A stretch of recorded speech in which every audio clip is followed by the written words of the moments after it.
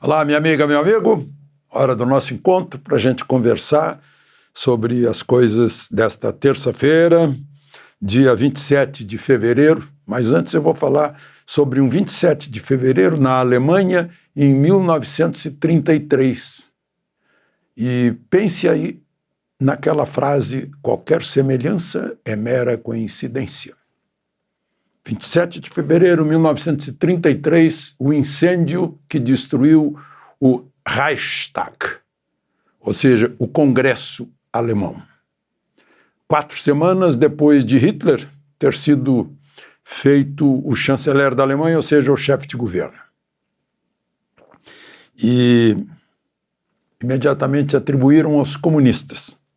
Pegaram lá um padeiro desempregado, comunista, holandês, depois atribuíram a búlgaros, e diz a história que teriam sido os próprios nazistas que entraram lá como infiltrados e tocaram fogo para justificar o quê?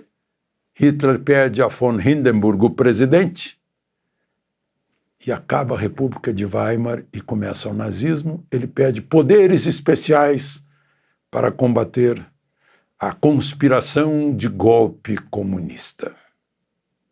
Incêndio no Reichstag, 1933. Não esqueça de se inscrever e ao final de deixar o gostei ou não gostei.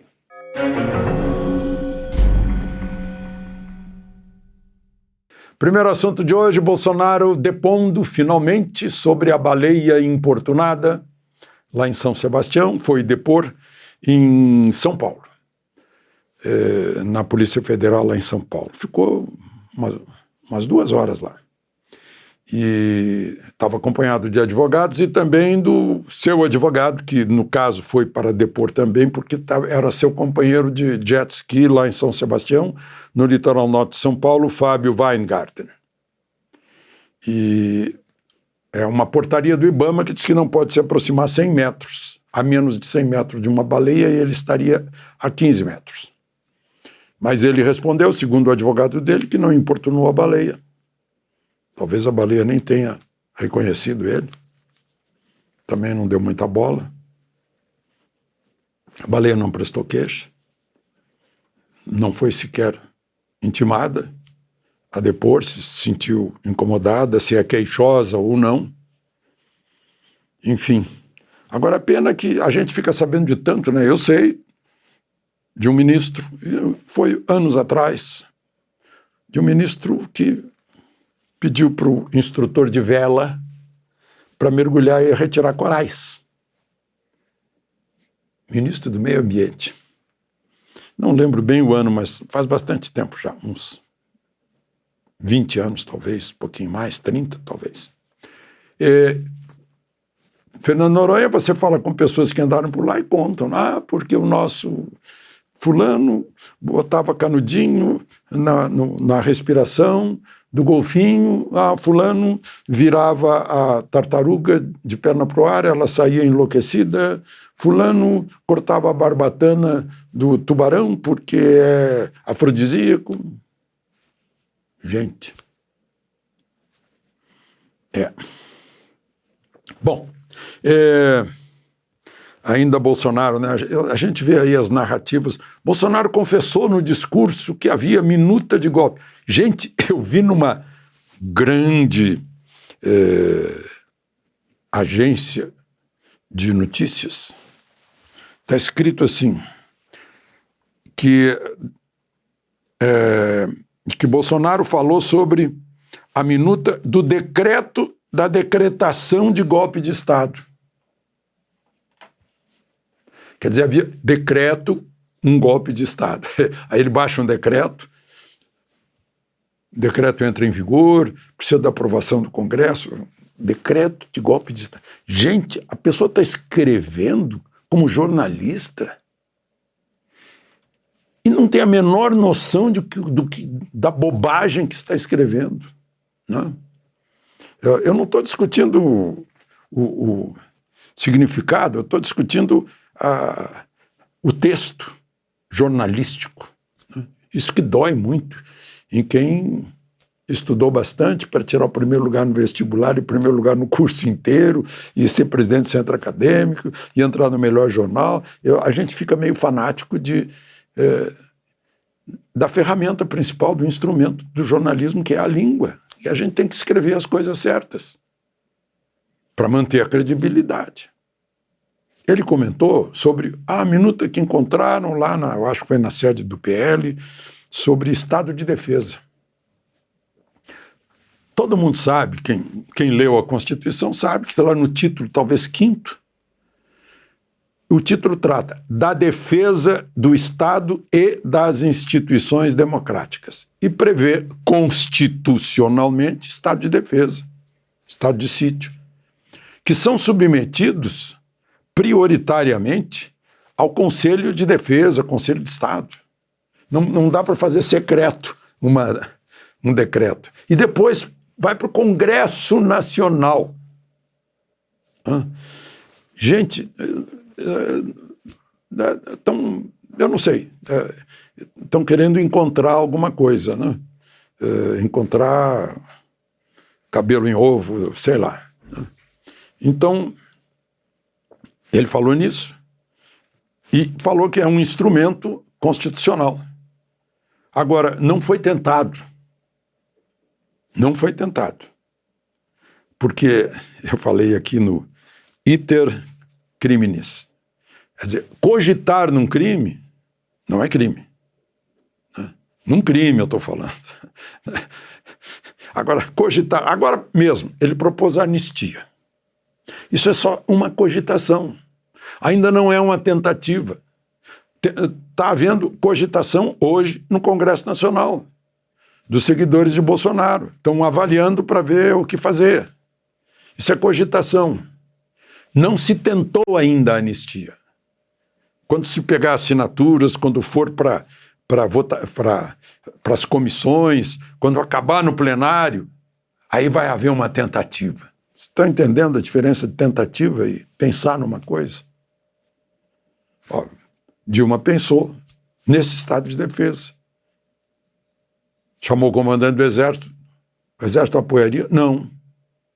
Então eu desisto. Não? É tão simples, mas fazem uma narrativa. Eu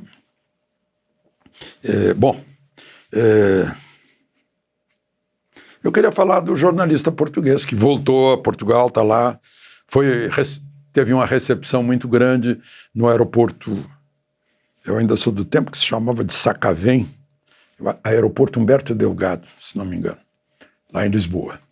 E ele teve que ir por Madrid, eu acho que é questão de horário de voo, porque ele perdeu o voo, ele não veio a Brasília, havia Brasília nessa audiência de vacina, e não veio. Né?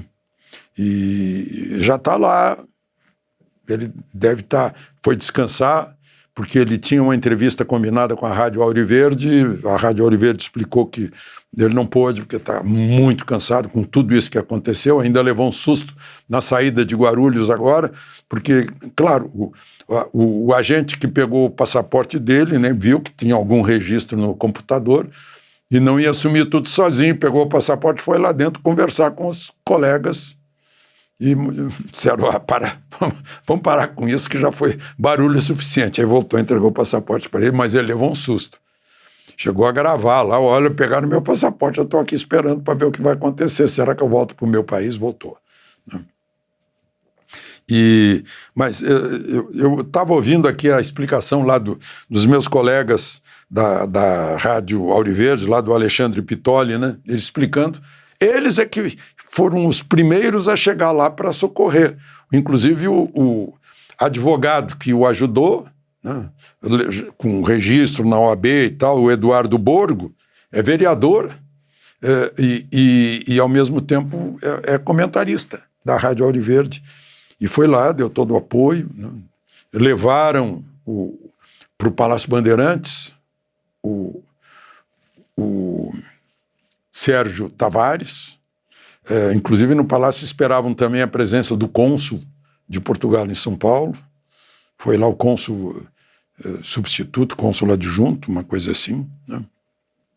E aí eles contam O advogado Eduardo Borgo conta que perguntaram sobre a eleição de 2022, sobre vacina em criança, sobre ministros do Supremo e sobre o 8 de janeiro, para um jornalista português. Ficou uma coisa assim super esquisita, né? A pergunta que o delegado fez lá na hora, que foi muito cordial, o delegado perguntou o que veio fazer aqui, por quanto tempo fica, né? Vai trabalhar para quem? Agora, perguntas que vieram de Brasília, que foram essas políticas, que não tinha nada a ver com visto de trabalho, porque visto de trabalho ele não está sujeito, ele não está recebendo do Brasil nada, não tem empresa no Brasil que pagou para ele, e não ia ficar 90 dias, né? Então não precisaria de visto. Aliás, a passagem dele foi paga, segundo a Rádio Ouro Verde informou, por um ouvinte da Rádio Ouro Verde que mandou um pix com o preço da passagem para ele vir cobrir, porque ele é freelancer, né? Enfim, eu não sabia, e até vou mostrar para vocês aí, eu não sabia que ele tinha subido no carro de som, levado ao carro de som e falado aquele povaréu que estava lá, lotando a Avenida Paulista. Eu não sabia. Gente, um jornalista português falando na Avenida Paulista, é a glória do Sérgio Tavares. Se não tivesse havido a apreensão do passaporte, não teria acontecido isso, certamente. Veio tudo pro bem dele e do Brasil, porque ele pôde contar para o Brasil inteiro, para o mundo inteiro. Isso foi notícia em todo o país. Estava lá em cima do carro de som. E mais, né? Depois de Pedro gritar a independência ou morte, ele gritou para nós brasileiros: liberdade. Um português veio aqui pedir liberdade, para o Brasil gritar liberdade. É um grito que eles deram lá em 25 de abril, lá atrás. Muito simbólico da nossa fraternidade com a nossa mãe portuguesa. Eu queria só terminar sobre uma decisão de sexta-feira do Supremo, formou maioria, voto contrário do ministro André Mendonça, formou maioria para manter o sigilo sobre as imagens do aeroporto de Roma. Gente, foi num lugar público, envolvendo uma pessoa pública aqui no Brasil, no caso o ministro do Supremo. Mas sigilo por quê? O relator sugeriu no voto, e foi acompanhado pela maioria, que é para preservar a imagem, para não provocar mais ódio. É um argumento, né? Mas sigilo por quê? Se cada um de nós pensar, vai saber por quê. Porque mostrar a imagem vai mostrar o que foi, e não o que se disse que foi, né? Então é isso. De Brasília, Alexandre Garcia.